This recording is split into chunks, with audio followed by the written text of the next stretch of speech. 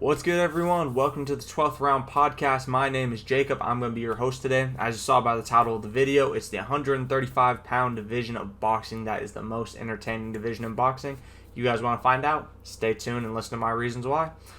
So, pretty much, if we're going to be talking about most entertaining division in boxing, I mean, obviously, you can choose a division because of a fighter or something. You could choose heavyweight because Tyson Fury's there, Deontay Wilder, Usyk, Andy Ruiz, Luis Ortiz. You can choose it because Usyk. I mean, you can choose it for a variety of reasons to choose heavyweight. And heavyweight before in the past, in like the 90s, 80s, everything, that was always the most entertaining division in boxing. Like, there's no question about that. With Tyson, Holyfield, with all those different guys, with just pretty much every big name coming from that era. And then when Floyd Mayweather, Pacquiao, when they were fighting, it was obviously like that 126, 130, 140, 135, all of that. And now, now you have Canelo, obviously, is kind of like, he's the golden boy of boxing. Obviously, he's the guy that you're going to tune in to watch. He's obviously the big pay-per-view star. But if you go to a division as a whole, who draws the most pay-per-views, who has, like, some of the most hype behind him, who is an undisputed champion, how many good fights are there to be made? There's one division that comes out on top, and that's the 135-pound division.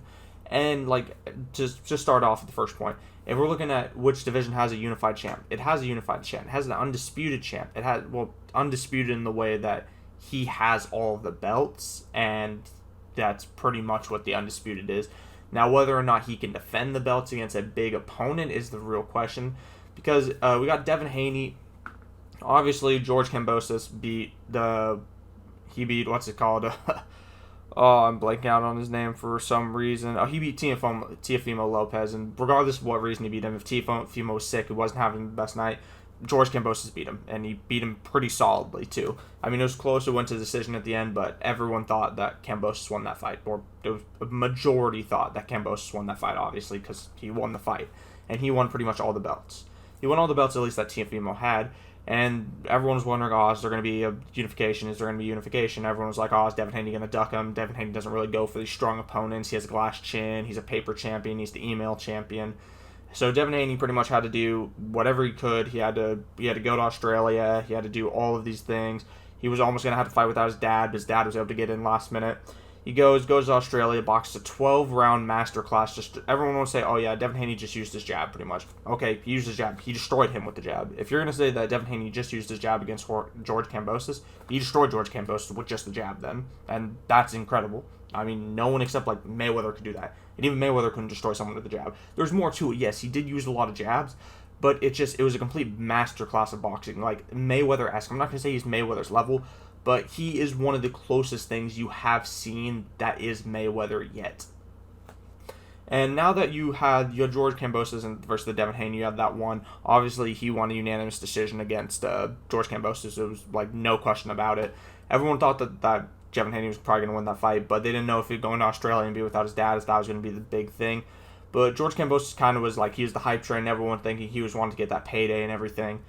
And now we're coming up to the second fight now, and everyone's pretty much, there's excitement for it because it's like, maybe George Kambosos will do something similar to the Teofimo Lopez fight. He'll just come out and surprise everyone. But at the same time, everyone's like, Devin Haney's just so much better of a boxer. He just has so much more skill than George Kambosos that almost no one wants to see the fight again. And that's kind of the problem.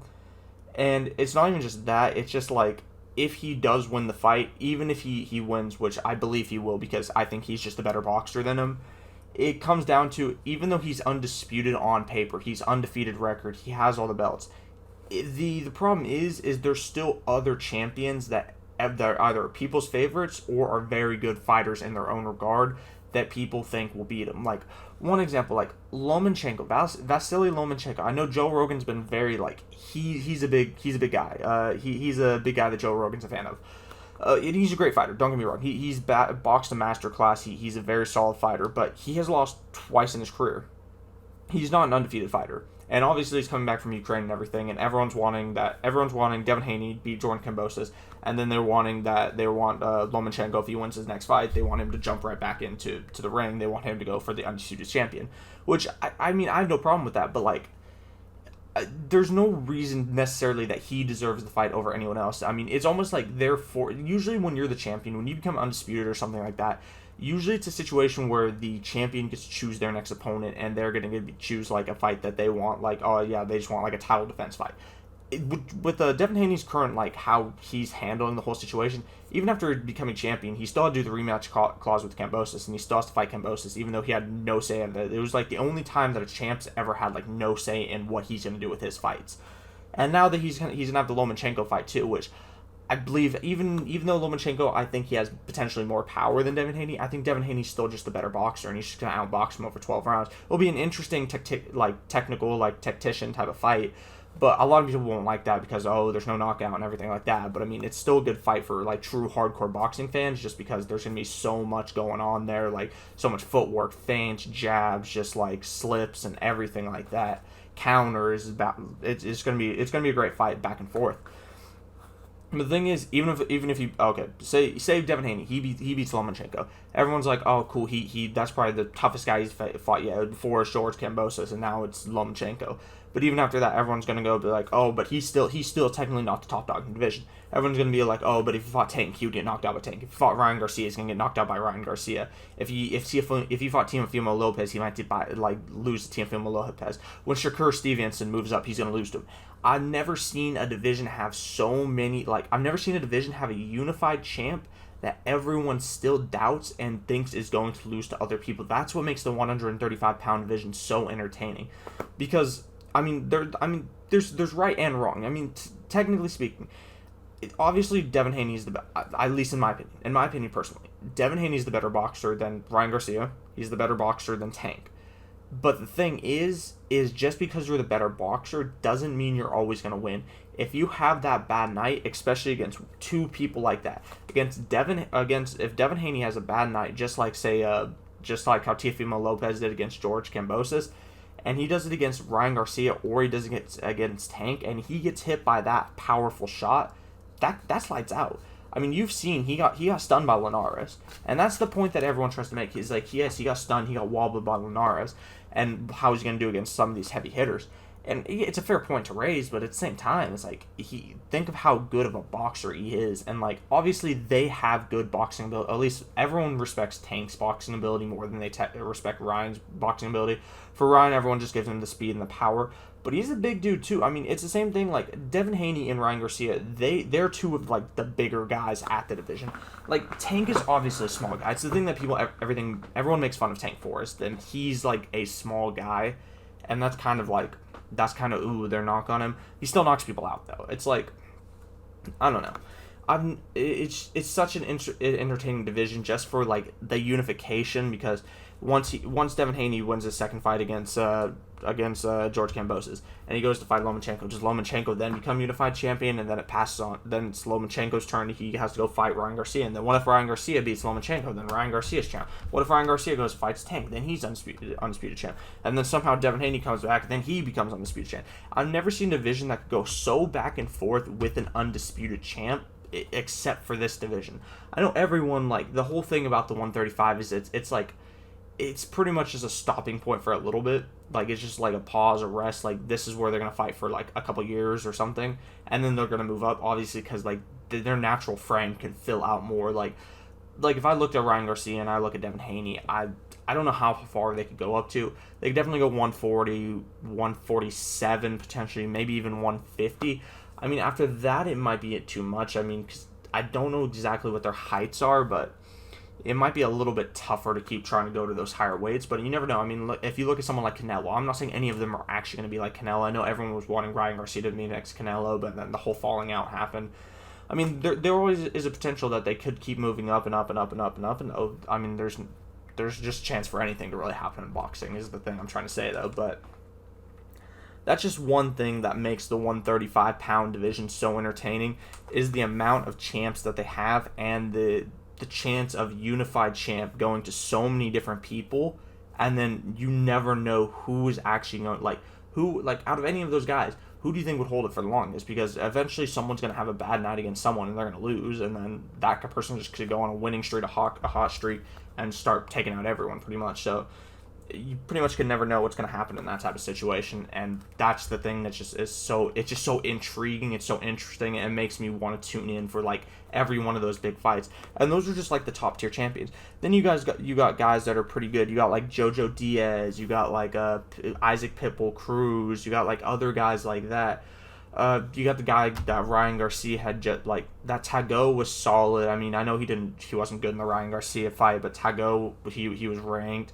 Then you had the guy that Ryan Garcia just fought. There's Fortuna. There's just so many different guys within that division.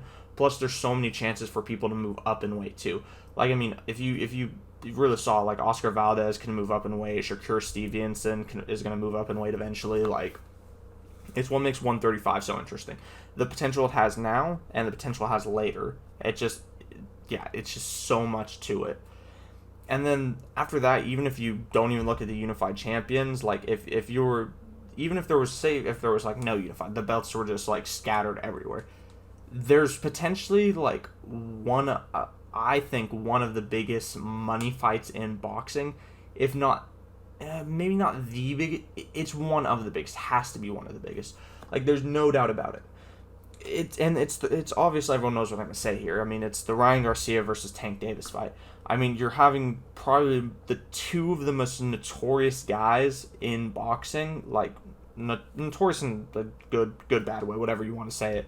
I mean, you got Oscar De La Hoya's Golden Boy Productions and Floyd Mayweather's Mayweather Productions. The trash talk between those two, because obviously for that big of an event, for an event of that caliber, that scale, they're going to show up for that. Both of them are going to be there at every press conference.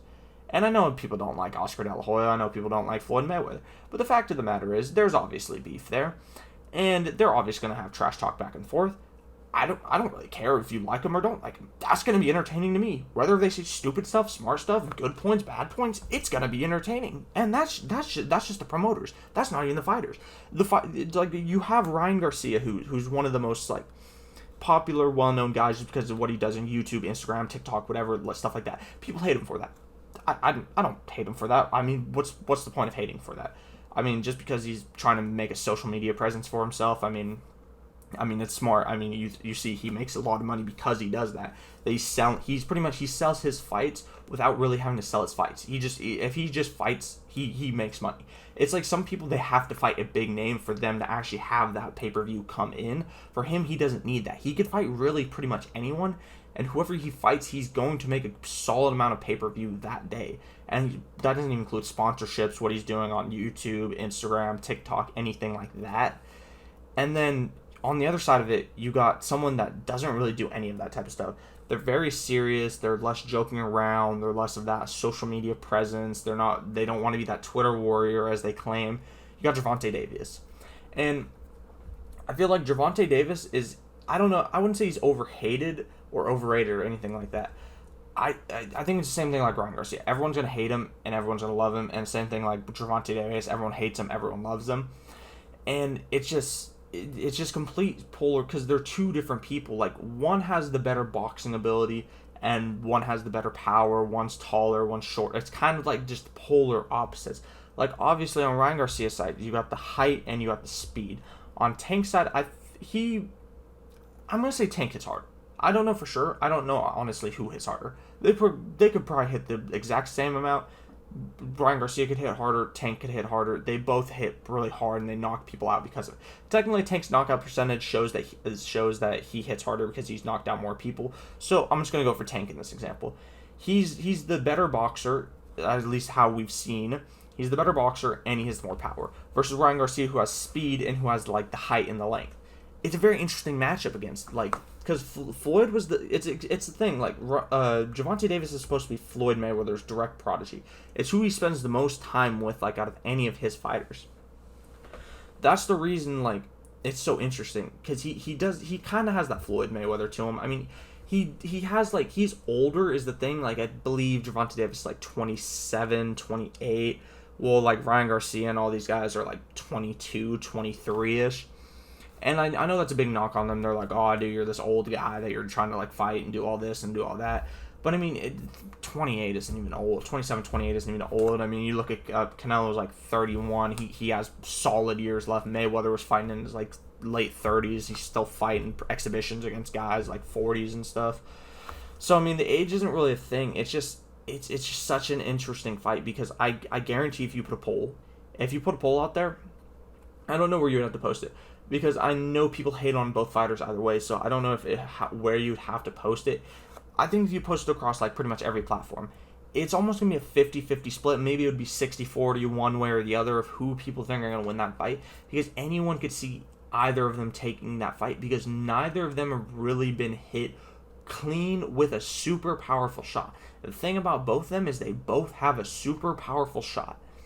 So it's hard to predict. It's a fight that's hard to predict, and it's a fight that's going to be hard to make too. Because obviously De La Hoya is with DAZN and everything, and then Mayweather and them are all with Showtime. Showtime and DAZN really don't get along together, and that's because one wants to have it on their platform, the other one wants to have it on their platform. The one wants the pay-per-view, the other wants the pay-per-view. It's gonna be hard to make no matter what. But if the fight ever did get made, I don't know what DAZN would have to do. I'm almost positive DAZN would have to compromise for that type of fight. They would almost have to let it be on Showtime because Showtime is just such a big. I think more people recognize Showtime than DAZN as like the place for boxing. I think it would have to be on Showtime, and I don't know what country-wise. I don't know what it would have to be. I don't think it would be able to. It obviously isn't going to be able to be in either one of their hometowns. They wouldn't allow it, and I don't think that big enough venues are available for either of those. So, I mean, obviously, I know a really popular place, like neutral place is always like I was going to say UK, but it's not the UK. It's like a Saudi. Saudi's really popular. Saudi Arabia is a really popular one. Or, like, Dubai and, like, all these other ones, like Dubai and everything like that. And, like, UAE is, like, those are really popular locations. Potentially I guess there could be two other places I could see, and they would both be in the U.S. The one place I could see it happening would be in Vegas. I guess they could do like a Vegas one. Or the other one, obviously, like the most well-known boxing arena in the world. It could be MSG. It could be Madison Square Garden. Which, I mean, there's not going to be a problem selling that fight. I mean, it's the two biggest names in that division, plus two of the biggest names in boxing, pretty much. Because, I mean, if you asked normal people, just like people either A, that knew boxing, or B, that didn't know boxing, I think Ryan Garcia's name would pop up a lot, and I think Gervonta Davis's name, despite him not being nearly as popular on social media and stuff, would pop up a lot as well, just because of that Mayweather backing and everything, and what he's done in the ring as well. So it's just, yeah, I have no clue what a fighter, like, how much you would have to pay those two fighters. I mean, they both want it. I know they're talking about December this year. It's not happening. I can almost guarantee you that doesn't happen. If that happens for this video, I know those tickets will be mad expensive. I'll buy a ticket to that fight. If it happens this December, my birthday's in December, I'll buy a ticket to that fight. I don't think it will happen, but we'll see. I guess we'll see. But if it does, I'll 100%. I'll say it now. I will buy a ticket to that fight. But it's not going to happen, so I don't have to worry about that. Because that would be a couple $1,000 ticket, so I'll say that now. I would buy it if it happens. It's not going to happen, so yeah, I don't have to really worry about that. But the amount of money that fight would generate would have to be huge. The amount of like, it would sell at the stadium, or sell at the arena, no question about it. MSG would be sold out, no question. And the pay-per-views, I'm not saying it's going to do better than Pacquiao-Mayweather, but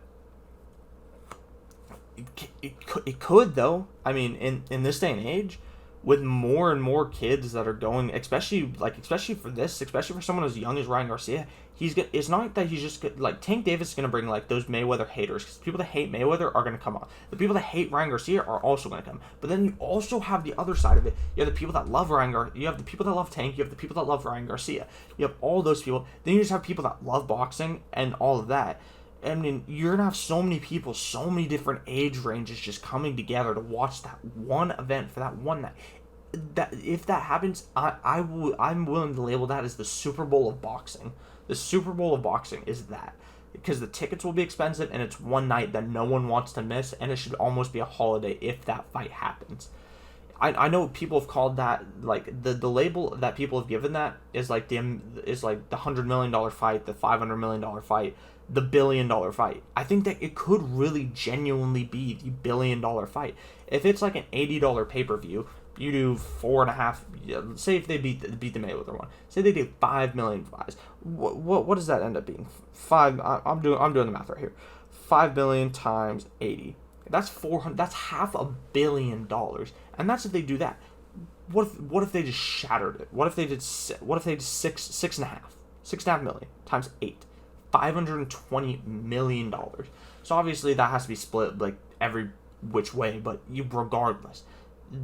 Obviously at this point neither of them ever have to work a day in their life again. They want to box because they like it, they enjoy it, that's their passion. They've been doing that all their life. But after that, I mean, at that point, you're on the Mayweather level of success right there. You're getting the Mayweather money. So, will the fight ever happen? I don't know. And if it does happen, who else is going to try to get on that card? Because I know Mayweather said in the past. I know Mayweather said that he was talking about fighting someone. I don't remember who he said he's fighting. A very interesting scenario would be because I know Oscar De La Hoya said he wanted to fight Mayweather. I don't know if he would do it because he got sick and the whole thing didn't happen, but because when he was supposed to fight Belfort or whatever his name is, Vittori, whatever his name is, I know he got sick and COVID or whatever he said. Everyone said, some people said it's fake, some people didn't, but that would be, imagine this. So for main event co-main is Oscar De La Hoya versus Floyd Mayweather. If they could somehow sanction if it was an exhibition, so be it. If they could somehow sanction it as a pro event, that'd be pretty cool as well. Undercard, Ryan Garcia, Tank Davis. Already with those two fights right there, you are having a huge pay-per-view. And then I know people don't want to I know people don't like them, but I've seen different reports, I've seen different videos and articles that they said that if it happened, I know Jake Paul, Logan Paul both said they want to hop on that. And I know people hate Jake Paul, and I know people love Logan Paul. If they both hop on 2 separate fights on that, I don't know who they would fight. But if they were able to hop on that as well, that just draws even more pay-per-view and more pay-per-view. I'm not saying it could be a $10 million pay-per-view, but, I mean, I don't know. If we're truly to believe certain numbers, like say if on average, because what did the Jake Paul versus Ben Askren did, if we were to say this is real numbers, it's probably not. Everyone says it's F counter to say it's really not. Say if that's like a 2 million pay-per-view buy. Let's say you add $1 million. Let's say you add $500,000 more because of Logan Paul. Let's say you add $1 million more because of Floyd Mayweather, and let's say you add $1.5 million more because of Ryan Garcia and Tank Davis. That's 3 for them, 3.5 because of, or let's say an extra. That's 3. That's $4 million with Oscar De La Hoya and Floyd Mayweather. It's probably more than that. It's probably closer to $5 million. Plus the Jake Paul, Logan Paul. It's probably like 6-7 million people. Because think of how many followers and how many people know of these names. That could be. It could just shatter every single record. It could be close up to. It could be like 7 mil, 8 mil pay-per-view buys. It could be something extraordinary, something that breaks every single record. Like how much? Like think of how much money. If it's an $80 pay-per-view, 8 million pay-per-view buys, 640 mil generated. You take I don't know what Mayweather would fight for. He'd probably want like 100. I don't even know. I didn't even think of this. This is just what it would do on pay-per-view. But the actual ability, like how much it would actually take to get Ryan Garcia and Tank in the same ring together. Because I know they're going to want millions. I don't know if it's going to be tens of millions, or I don't know if they're going to want Mayweather money like hundreds of millions. I know if Mayweather comes and fights again, he's going to want like hundreds of millions to fight. Because I'm pretty sure that's what he fought like Logan Paul or Connor or whoever he fought. I think he fought for like 100 mil or something like that. I think it was the Logan Paul fight. He said he made like 100 mil off of that. So, dude, I don't even know. It just blows my mind if that fight were to ever actually happen. It's just like, I can hardly even imagine it. It's so mind blowing the numbers that could do, and like how it could just shatter every single expectation for a boxing event. Because I know the Pacquiao Mayweather was the match of the century, I think is what it was, or the match of the decade. we could be looking at the match of the century if they had that as the main event and loaded the undercard with just great fights. Match of the century could potentially. And if anyone knows what a century is, that's 100 years. That's saying for the next 100 years, that is the one. And it very well could be. But, I mean, that's so hard to say. I mean, obviously, it could be match of the decade, too. That could be also a cool one. But that's just... It almost deserves its own significant, like, unique, brand new title for it to actually be, like... Just for it to be even more significant. Like, remember, like, Rumble in the Jungle and stuff like that. Like... Can you just, like, imagine its own special name for, like, an event that big? It's hard to imagine, almost. The 135-pound, pretty much the 135-pound division it's just so incredible, like, how stacked it is, just from bottom to top. Just so many guys involved with that, and then, obviously, like, once 130... Eventually, at some point, 135 is kind of get cleared out because obviously Devin Haney, that's kind of the downside of 135, is how much longer is it good at 135 for? Because obviously we've seen Teofimo Lopez, who usually fought at 135, he moved up to 140. Ryan Garcia says he doesn't want to go back down to 135 anymore. He wants to fight at 140. Tank's already fought at 140. Devin Haney, obviously, undisputed champ. He's going to fight probably a little bit longer. How long until he goes to 140? How long till... Then eventually, yeah, those people will move out. Then either Lomachenko is going to stay there, become unified champion, and keep fighting there, or Lomachenko is going to have to move up to 140. Then at that point, you have Shakur Stevenson. He's at 130. After 135 moves, I mean, I wouldn't be surprised if he jumped up to 135. I mean, there's no reason not to at that point. If there's just vacant titles sitting there and Shakur Stevenson can just move up and claim them, then Shakur Stevenson's almost like my favorite fighter between like all four of those weights, between 130, 135, 140. It's very difficult for me to imagine people beating Shakur Stevenson. There's only a couple people I could see that happening with. I could either see it happening with Devin Haney just outboxing him, but then even Shakur Stevenson's boxing ability is so good. It's one of the closest things we've seen to Mayweather. Plus the IQ, plus the power, just pretty much every single thing about Shakur Stevenson. And then the only other ones would be like Ryan Garcia or Tank, because the power. Because with power, you always have a chance until the very end. It's like obviously they're way lighter. They're almost like 100 pounds lighter, like genuinely.